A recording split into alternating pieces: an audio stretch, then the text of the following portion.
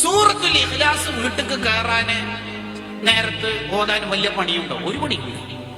ആകെ കുറഞ്ഞ സെക്കൻഡ്സുകളല്ലേ വേണ്ടു, 1 മിനിറ്റ് തികച്ചു വേണ്ടല്ലോ.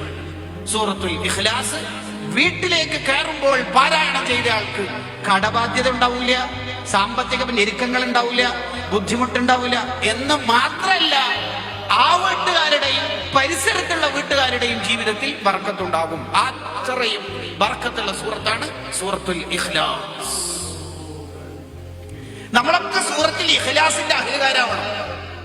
ജീവിതത്തിൽ 1,00,000 സൂറത്തുൽ ഇഖ്ലാസ് പാരായണം ചെയ്ത് തീർത്താൽ അയാൾ നരകത്തേക്ക് പോകില്ലെന്നാ ഹദീസിൽ കാണാം.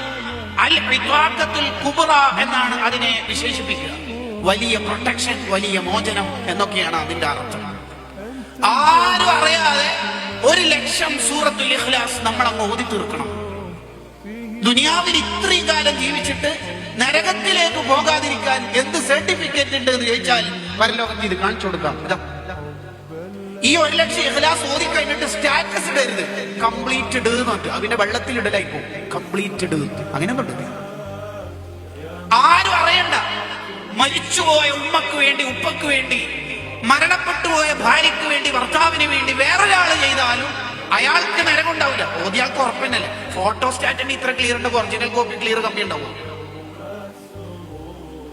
ആരും അറിയാതെ 1,00,000 സൂറത്തുൽ ഇഖ്ലാസ് നമ്മളൊന്ന് ഓതി തീർക്കുക. അല്ലാഹു തൗഫീഖ് ചെയ്യട്ടെ.